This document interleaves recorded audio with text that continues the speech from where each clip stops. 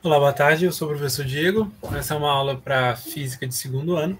Hoje a gente vai tratar sobre gases perfeitos, que é a continuação do nosso conteúdo de termologia. Essa aula está sendo gravada e vai ficar disponível no canal do CPLM depois, assim que possível. Vou jogar minha tela aí.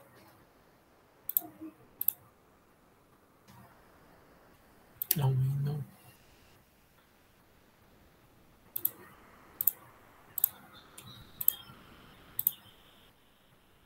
Aqui.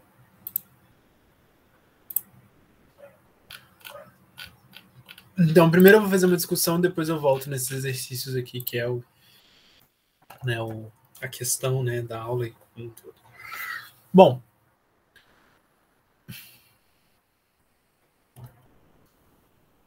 a gente discutiu algumas coisas sobre termologia, né, nas duas últimas aulas, nos dois últimos encontros. Aí hoje, continuando a discussão de termologia, a gente vai tratar sobre gases perfeitos, tá? É um conteúdo também que está dentro do PISM, né? E a gente precisa trabalhar com ele. Felizmente é o penúltimo conteúdo, né? Então a gente tem o conteúdo de gases hoje, tá? E na semana que vem a gente vai tratar das equações da termologia, que é o último conteúdo dessa parte de termologia. Então a gente vai fechar o conteúdo na semana que vem.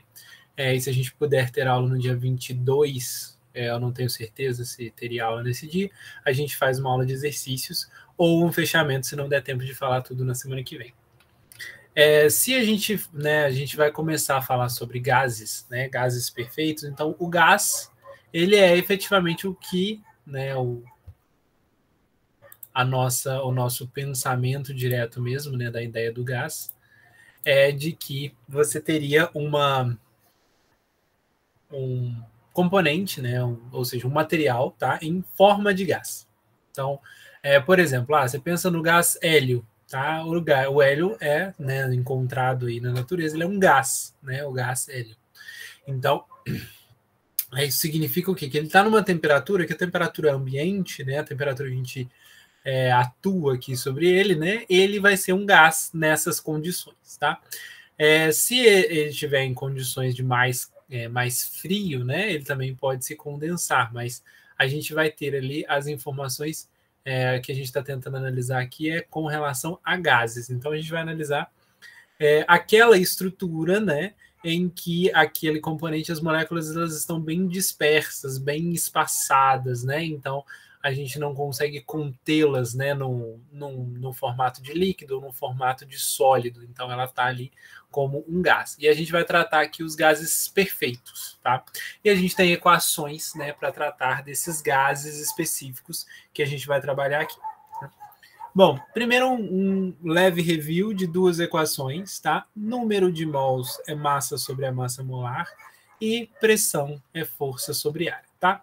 Essa daqui, essa segunda, a gente tratou ela nas nossas discussões iniciais, né, sobre hidrodinâmica, né, que a gente tratou que pressão é força sobre ar, então a gente já discutiu isso aqui bastante, tá? E isso daqui eu estou importando da química, tá? Que o número de mols é igual à massa, né, daquele componente que a gente está analisando, daquela estrutura que a gente está analisando, sobre a massa molar, ou seja, a massa de 1 mol, tá? Então, isso daqui seria a massa molar, né? Então, se você divide a massa que você tem da estrutura que você está analisando, dividido pela massa molar, ou seja, a massa de 1 mol, né, você vai conseguir encontrar o número de mols que você teria ali. Então, pensa comigo. Se você tem um componente que ele é 22 gramas de massa molar, né, ou seja, 1 mol de massa ele tem 22 gramas, né? Se eu tenho uma estrutura, por exemplo, com 66 gramas, então a gente vai fazer 66 dividido por 22, significa que a gente tem 3 mols naquela estrutura, tá? Então, né, basicamente é isso que a gente vai usar e que a gente vai encontrar, é uma das nossas estruturas aqui, tá? Aí a gente tem algumas outras coisas que a gente já tratou, mas que é importante eu trazer também. A gente lembra que 1 Pascal, né, é igual a 1 Newton por metro quadrado, tá? A gente sabe também que 1 ATM ele vai ser aproximadamente 10 a quinta Pascal, tá? Então, isso seria 1 atm, tá? E a gente pode dizer também que 1 atm ele é 1 kgfm por centímetros quadrados, tá? Isso aí é uma outra unidade que a gente pode usar. Quais são as mais usuais, né? As mais usuais são Pascal, tá? E atm. Pascal e Newton por metro quadrado é a mesma coisa, né? Então, às vezes, vem Newton por metro quadrado, não é problema nenhum também, tá? Bom, e aí, agora a gente vai começar a entrar na nossa estrutura de gases mesmo, na ideia de gases. E aí eu vou importar mais uma equação da química, tá? Que é a equação de Clapeyron. Nem sei se é assim que mesmo que fala, mas sigamos a vida aí.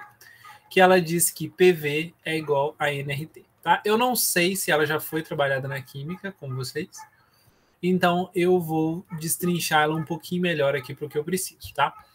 Então, olha só, o que a gente tem? A gente tem uma relação do gás, né, que ela relaciona algumas características daquele gás. Então, essa equação de Clapeyron, ele fez assim, ele falou assim, eu vou dar uma estudada nos gases, né? E aí ele olhou os gases e viu que a gente conseguia fazer uma relação entre pressão, volume e temperatura daquele gás.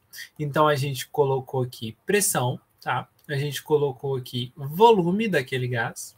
A gente colocou aqui na ponta de cá a temperatura. Tá? E aí aqui a gente tem o número de mols, né?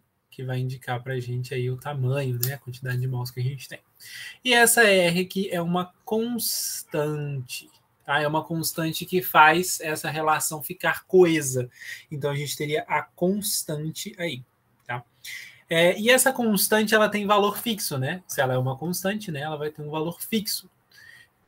E aí, qual é o valor fixo? A gente vai usar normalmente 2, tá? Ou um ou outro, né? Porque vai mudar aqui a unidade, tá?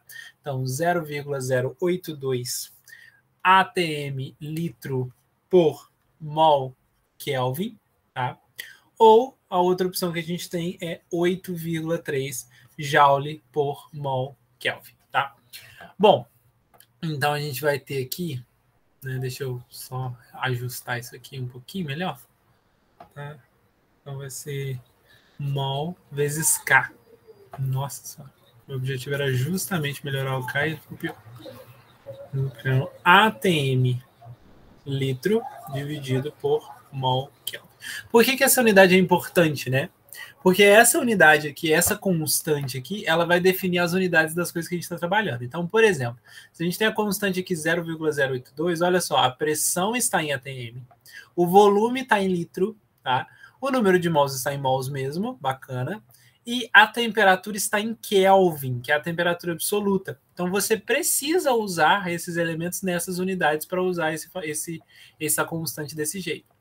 Se eu estiver usando o 8,3, ele é joule por mol. Então, o mol é mol mesmo, perfeito, tá? Agora, o joule, né, aqui é mol Kelvin, tá? Então, a temperatura ela também vai ser em Kelvin, tá? O número de mols em mols. Só que aqui a gente está fazendo referência tanto à pressão, tá? Quanto o volume. Só que para chegar no joule, a gente vai ter uma pressão em Newton por metro quadrado, tá? Então, em Pascal. E a gente vai ter um volume em metro cúbico. Então, o que vai acontecer aqui? Se a gente tinha ATM litro ali na outra, né? Se a gente tiver Newton por metro quadrado, que é, na verdade, a mesma coisa que Pascal, vezes o volume em metro cúbico, olha o que você vai ter. Newton metro. Newton metro é joule. Então, por isso que a gente coloca joule ali, tá? Lembra que é força vezes deslocamento, né? É joule. Então, se a gente estiver usando joule, aí a gente vai usar pressão em Pascal, né? Ou Newton por metro quadrado, mesma coisa, e volume em metro cúbico, tá? E a temperatura sempre em Kelvin. Então, tem que lembrar que a temperatura é sempre em Kelvin, tá? A pressão e o volume ela podem mudar de ATM litro na primeira para Newton por metro quadrado e metro cúbico na segunda. Então, a gente pode ter uma variação aí dessas unidades, tá?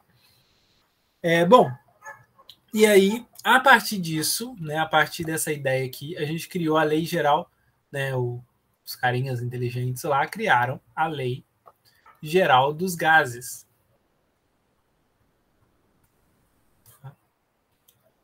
Então, a lei geral dos gases, ela relaciona gases mudando de estado, tá?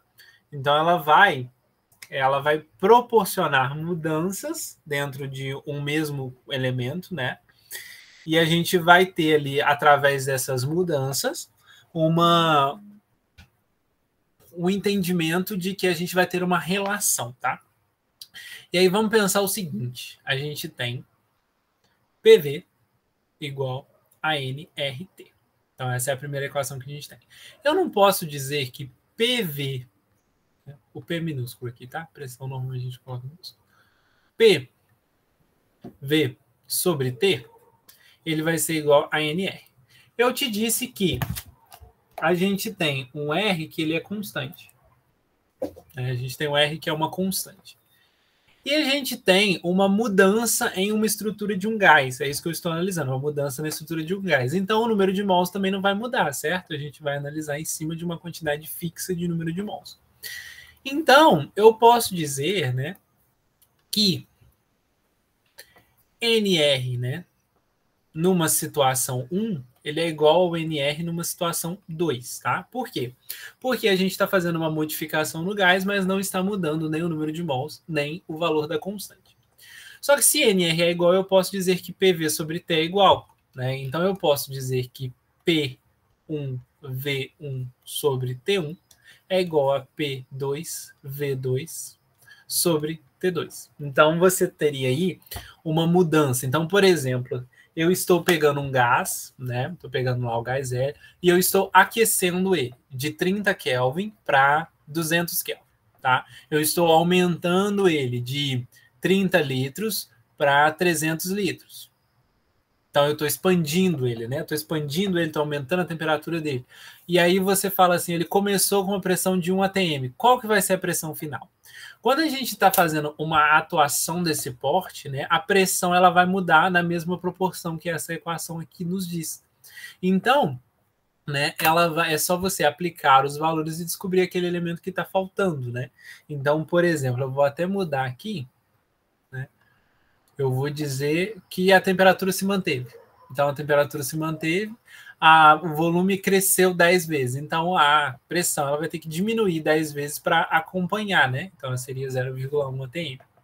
Então, ou seja, você tem uma relação entre um gás numa situação e um gás numa nova situação, onde você muda pressão, volume, temperatura. Você pode mudar os três, você pode mudar um dos três, você pode mudar. Na verdade, um dos três não. Você pode mudar 2 dos 3 ou os 3, né? Então, isso daí seria a sua escolha. E você pode fazer mais mudanças dentro da nossa estrutura. Então, eu posso dizer que um terceiro ponto aqui eu teria P3V3 sobre T3, né? Isso daí resolveria a nossa situação, a nossa análise como um todo. Então, vamos lá. A gente pode fazer essas mudanças, só que aí a gente vê, tem uns carinhas importantes, né? Os carinhas que falaram assim, não, peraí, vamos fazer umas análises um pouquinho mais rebuscadas. Então, a gente teve a lei de Boyle, tá? E a lei de Boyle é a lei que fala da transformação isotérmica, tá? Transformação isotérmica. Então, o Boyle normalmente às vezes não vai ser um nome que você vai lembrar da lei dele, tá? Mas a informação importante aqui é que a gente tem uma transformação isotérmica. E aí vamos, antes de eu entrar no detalhe da lei de Boyle, vamos definir o que é uma transformação isotérmica. Uma isotérmica, iso significa igual, tá? Térmica, mesma temperatura. Manutenção, então, da nossa temperatura entre os estados aqui. Então, a gente tem uma manutenção da temperatura entre as mudanças de estados. Então, a nossa temperatura ela vai ser a mesma. Então, se eu sei que PV sobre T, né, é igual a PV sobre T, se eu tenho uma temperatura igual nas duas situações, eu posso simplesmente cortar o T. Então, eu vou ter que o nosso P1V1 é igual a P2V2, tá? Essa é a lei de Boyle, essa é o que ele diz. Precisa decorar? Não. Você precisa lembrar que numa transformação isotérmica, a gente não vai ter mudança de temperatura. Então, se ele falou no enunciado, a gente teve uma transformação isotérmica, a gente não vai ter uma mudança de temperatura. Tá? E aí a gente tem uma informação importante, o gráfico, né? O gráfico dos nossos dessa situação, né? O gráfico dessa situação, ele vai ser, se eu fizer pressão por volume, tá? Ele vai ser uma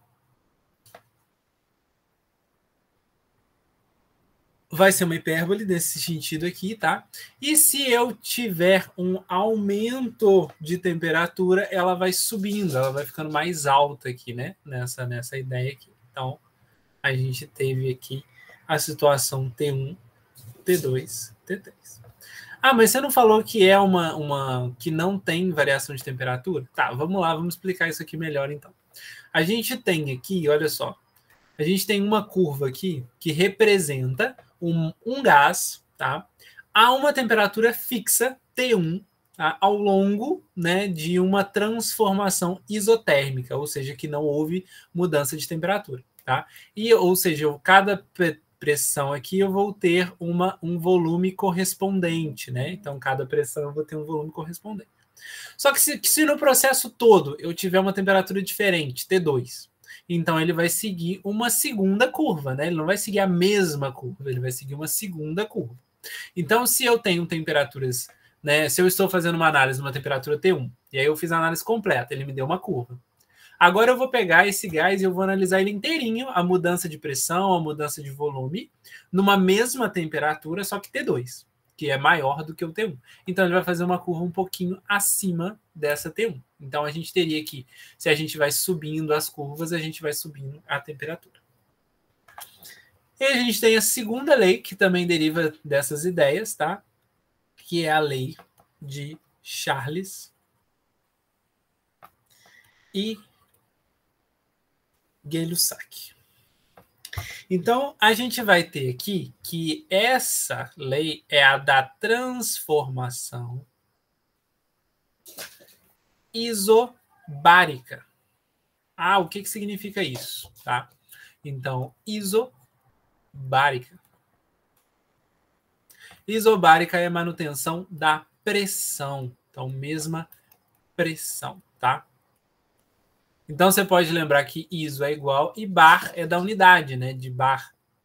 Então, a gente tem uma isobárica, que a gente está fazendo aqui em relação à pressão, tá? Então, quando você fala de uma transformação isobárica, você está falando de uma transformação em que a pressão não foi modificada, tá? E aí, nessa que a pressão não foi modificada, se a gente tem P1, né?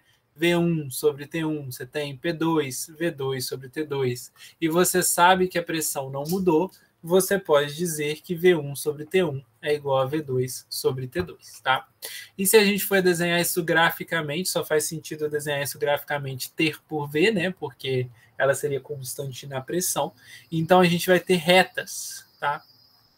E aí a gente pode traçar da mesma forma que a gente fez na isotérmica, né? A gente pode dizer que uma pressão maior vai deixar essa curva mais para baixo aqui, tá?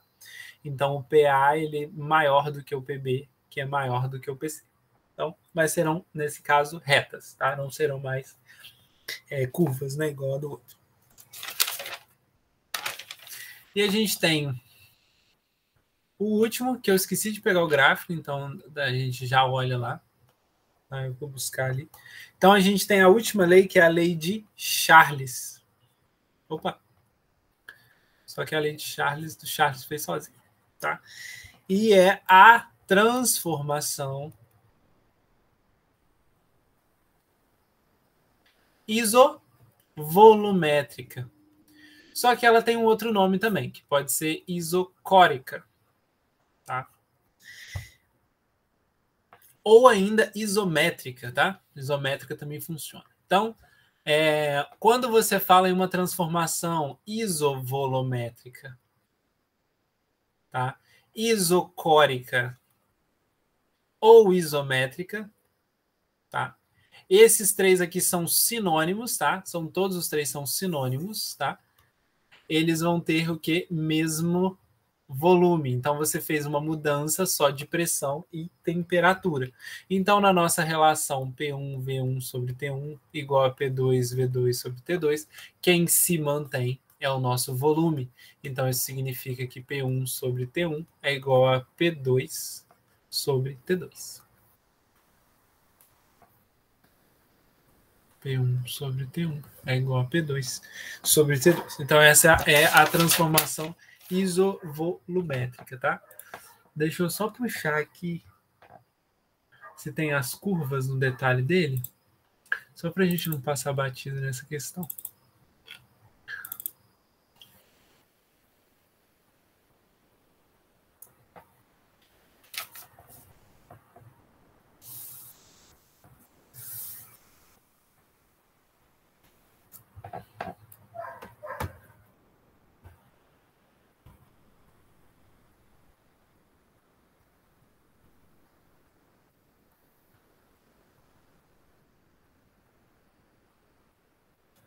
Aqui em gases perfeitos, lei de Charles, que é a lei isovolumétrica, tá? P1 sobre T1. Tá, então a gente tem essa condição aqui, ó. Tá? Então, essa daqui vai ser a nossa condição para volume. São retas também, tá? Quando a gente relaciona a pressão pelo tempo, tá? E a gente vai ter essa subida aqui, sendo que o volume maior é a reta de baixo. Veja que ela é parecida com a outra que a gente estava analisando, só que veja que ela também sai da fonte, ó, porque a gente tem uma pressão, né? PA maior do que PB, maior do que esse PC. Então, deixa eu até... Vou colocar esse gráfico aqui. Isso deu certo, tá? E aqui no lugar desse daqui, eu vou colocar o outro, tá? Espera aí que eu já olho o chat aí. Eu vi que você mandou. Então eu vou colocar ele aqui, tá?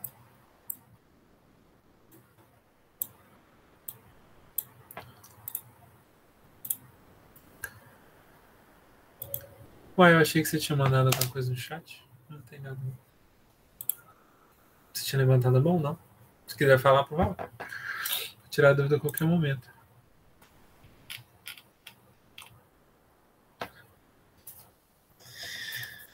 Bom, então, tem mais uma... Ah, beleza. Tem mais uma questão aqui, que é a energia interna, tá? Então, essa é uma nova questão aqui também da nossa discussão. A energia interna ela é dada por 3 meios de nRT, ou 5 meios de nRT, se a gente tiver um átomo biatômico, ou seja, com 2 átomos, né? Um conjunto, né? Um grupo. Tá? E o que significa essa energia interna? Né? Essa energia interna ela vai ser a energia do gás, tá? Então é a energia interna que o gás tem. Então a força, a energia que ele tem de movimentação, né? De agitação ali dentro, tá? Esse contexto de energia a gente vai tratar um pouquinho melhor na próxima semana, que ele já é um pouco mais dentro do novo conteúdo que é das leis da termodinâmica, tá? Mas é importante eu já lançar as equações aqui para a gente ter elas. Se a gente precisar de alguma coisa nas questões, a gente vai e faz, tá? E aí eu trouxe 2 questões aqui, 2 ou 3, acho que foram 3, tá? Trouxe aqui 3 questões só para a gente discutir, para a gente tratar e para a gente fechar esse conteúdo, né? Essa parte de hoje um pouquinho melhor, tá? Então, vamos lá para o primeiro. Então, dessa discussão que a gente fez, a primeira questão vem dupla aqui, né? Então, a primeira e a segunda, tá? A gente tem aqui o diagrama. O diagrama representa 3 isotermas, tá? T1, T2 e T3, referentes a uma mesma amostra de gás perfeito. A respeito dos valores de temperaturas absolutas T1, T2 e T3, pode-se afirmar o quê? Então, comparando com o gráfico que a gente teve lá, a gente sabe que a temperatura, né? A temperatura mais alta, vou até pegar o desenho mais bonito aqui, a temperatura mais alta é a de cima, tá? Então, o T3 é o mais alto. Então, nesse caso aqui, o que a gente teria? A gente teria o T3 maior do que o T2, maior do que o T1. Então, a gente teria T3 maior do que T2, maior do que T1, letra B. Então, a gente sabe que vai ter uma subida de temperatura aqui. Na segunda, o diagrama mostra duas transformações isobáricas. Isobáricas, mesma pressão, né? Pressão igual. sofridos por uma amostra de gás perfeito. Com base nesses dados, pode-se afirmar que. Então, aí, quando a gente tem uma situação isobárica, a de baixo é a com maior pressão. Então, a P1 é maior do que P2. Então, P1 é maior do que P2. Então, o gráfico é muito mais a questão de você saber se situar nele, tá? Então, a gente teria os 3 gráficos e as 3 análises. Aqui, ó, no T3 maior do que T2 maior do que T1, tá? Então, beleza. Aí, agora eu vou fazer, só antes de eu ir para a próxima questão, né? Eu vou fazer um pequeno lembrete aqui. Isotérmica mantém temperatura. Tá? Isobárica mantém pressão. E isovolumétrica, que também pode ser chamada de isométrica ou ainda isocórica. Então, a isovolumétrica mantém o volume, tá? Então, a gente só lembrando aí dessas 3 questões. E aí, vamos lá para a próxima questão, que é a 16. Tá? E só a 16 e a 21 para a gente amarrar um pouquinho melhor esse conteúdo, né? Não ficar perdido aí nas discussões. Então, vamos lá. Ao ler um livro sobre tecnologia do vácuo, um aluno recebeu a informação de que o melhor vácuo que se pode obter no interior de um recipiente na superfície da Terra é da ordem de 2,5 vezes 10 a menos 15 atm. Considerando-se que o ar se comporta como um gás perfeito, aproximadamente quantas moléculas iremos encontrar em 1 milímetro cúbico no interior desse recipiente, onde se faz o vácuo parcial a temperatura de 27 graus Celsius?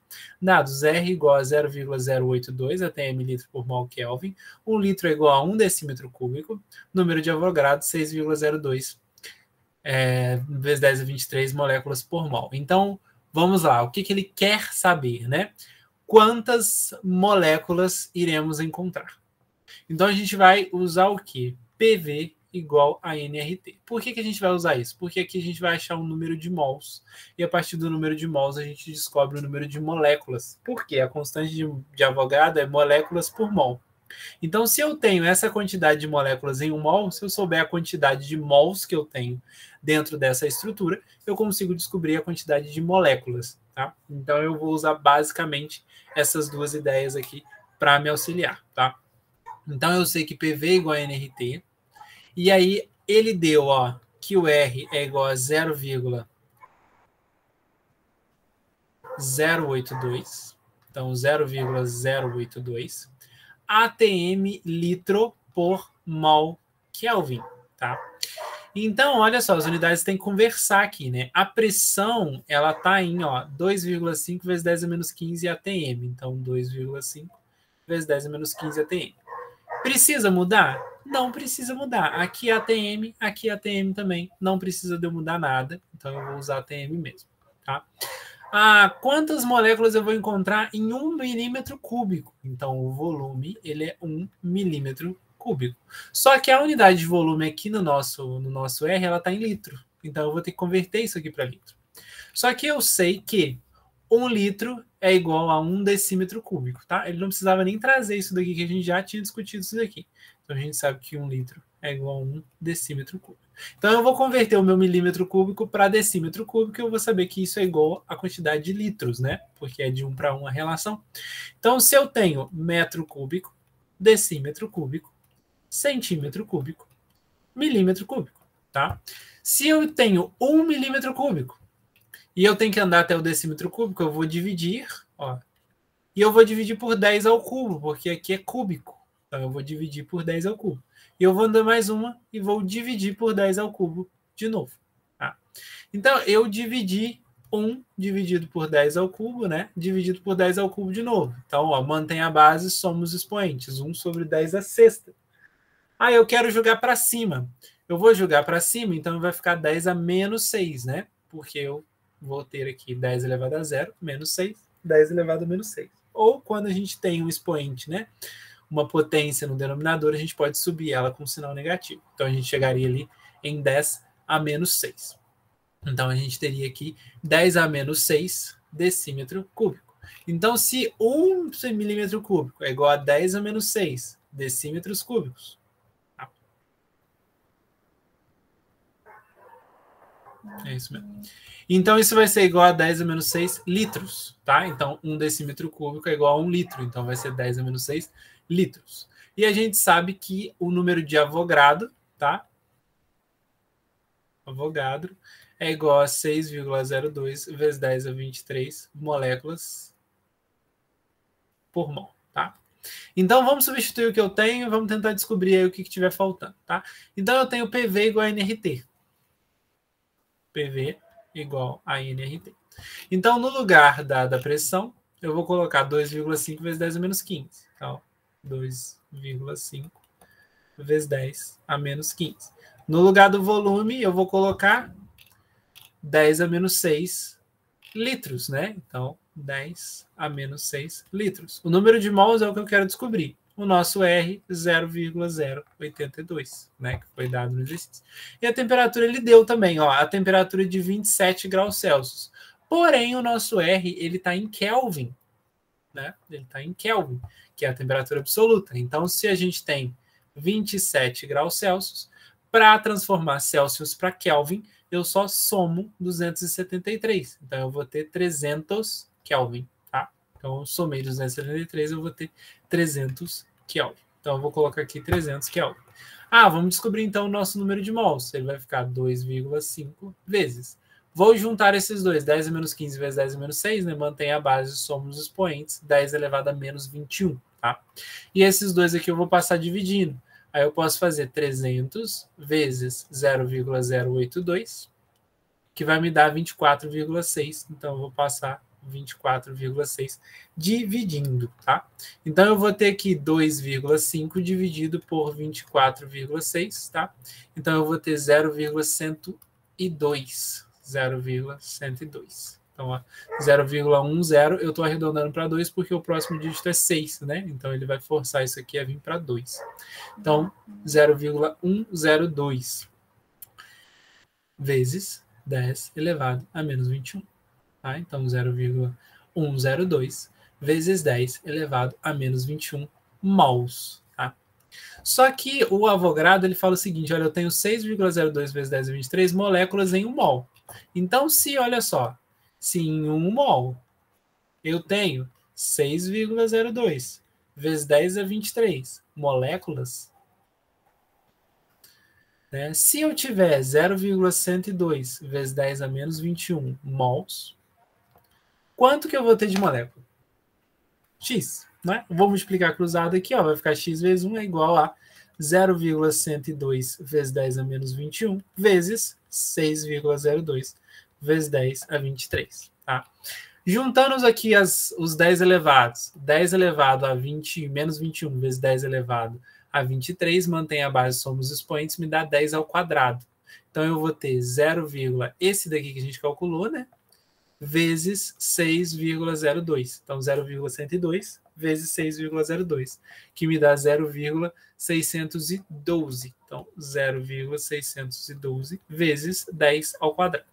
Ah, eu não quero ficar com ele desse jeito aqui. Então, eu vou fazer o seguinte, ó, 61,2 moléculas. Tá? Então, eu usei aqui o 10 ao quadrado 100, né? E multipliquei.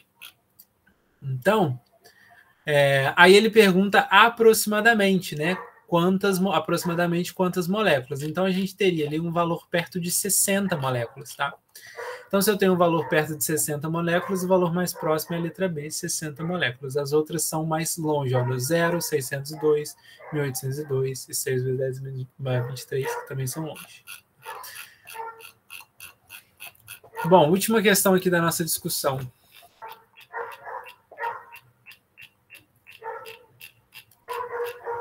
Nossa discussão sobre gases perfeitos. Uma amostra de gás perfeito sofre as transformações AB. Então, AB isobárica. Então, essa transformação aqui é uma transformação isobárica. E na ABC, a gente tem uma isotérmica. Isobárica mantém a pressão, perdão. Isotérmica mantém a temperatura. São representadas num gráfico pressão por volume. Perceba que a isobárica, se eu estou usando um gráfico de pressão por volume, a isobárica ela mantém a pressão. Olha, ela vai de 2 até 2 aqui, no A para o B, né? Porque ela está fazendo uma manutenção da pressão. Então, isso é uma transformação isobárica. Tá? Então, a gente tem uma transformação isobárica ali. Sabe-se que a temperatura do gás na situação apresentada pelo ponto B vale 27 graus Celsius.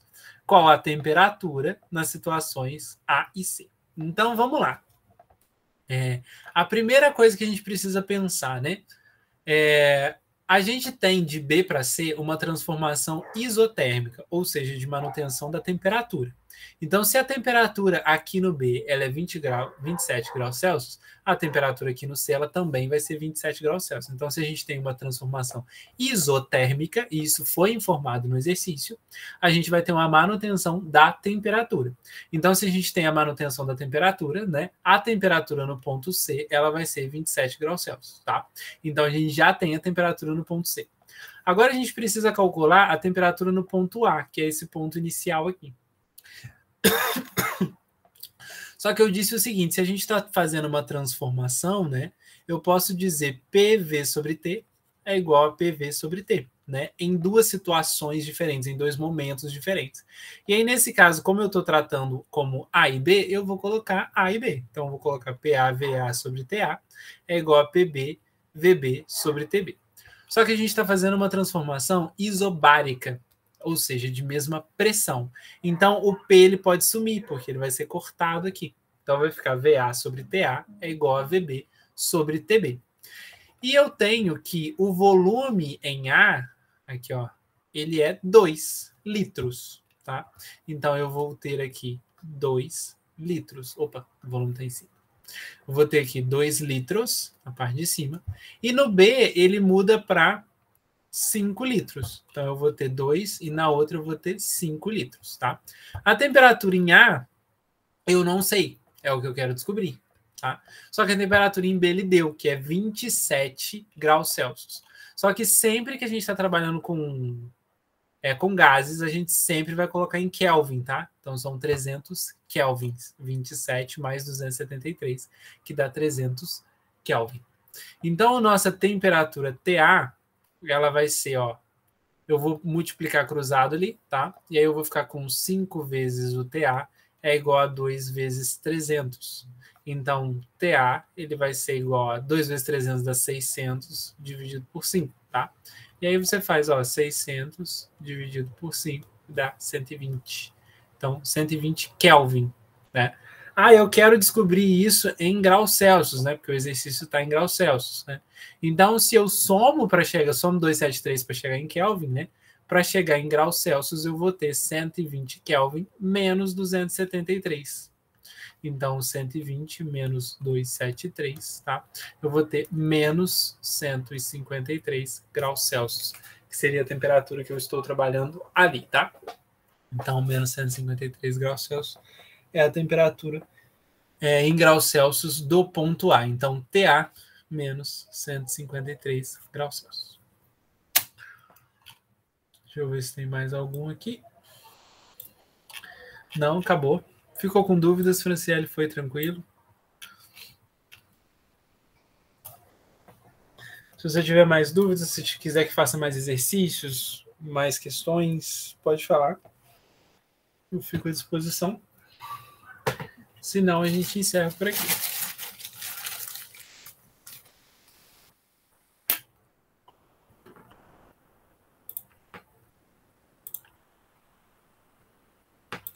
Beleza, então. Agradeço demais sua companhia, sua participação, tá?